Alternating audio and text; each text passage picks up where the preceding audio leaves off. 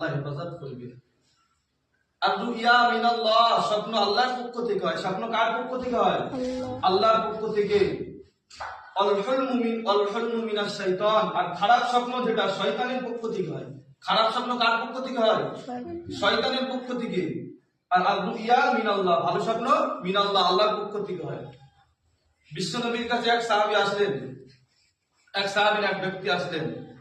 আন আবি হুরায়রা রাদিয়াল্লাহু তাআলা আনহু قال, হযরত আবু হুরায়রা রাদিয়াল্লাহু তাআলা আনহু বলেন, আসলেন রাজুলান, একটা মানুষ, ইলান নবী, বিশ্বনবীর কাছে। বিশ্বনবীর কাছে এসে ফাকালা, তিনি বললেন, ইন্নী আরাইতু রাসি জুরিবা, হে রাসূল, হে আল্লাহর রাসূল, আমি দেখছি রাসি, আমার মাথায় জুরিবা, কেউ মারছে। তাহলে এক সাহাবী বিশ্বনবীর কাছে এসে কি বললেন, যে আমি স্বপ্ন দেখছি যে কেউ একজন আসলেন, এসে কি করলেন, তার মাথায় মারতেছে, মাথায় জুরিবা মারছে। কোথায়? রক্সি, তার মাথায়। সে বিশ্বনবীর কাছে বললেন, বিশ্বনবী বললেন, শয়তান তোমাদের সাথে তামাশা করে, সে তোমাদেরকে স্বপ্ন দেখায় খারাপ স্বপ্ন, তারপরে দিন সকালবেলা মানুষের সাথে বলে বলে বেড়ায় যে আমি অমুক জনে এই করেছি কালবেলা।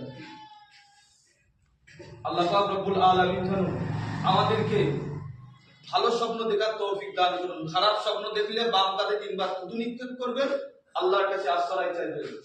চার ইমামের এক ইমাম, ইমাম শাফি রহমাতুল্লাহ আলাইহি, তিনি তখন দুনিয়ায় আসেননি।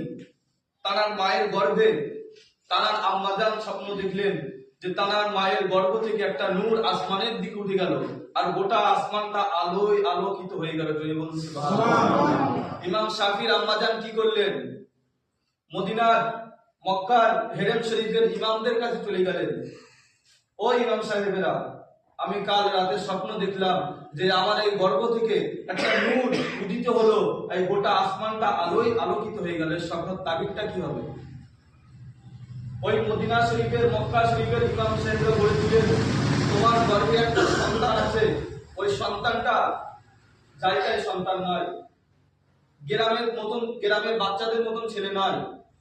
ওনার দ্বারা আল্লাহ বিভিন্ন ইসলামের জন্য অনেক খেদমত করবেন। তারপরে ইমাম শাফি দুনিয়াতে এসেছিলেন।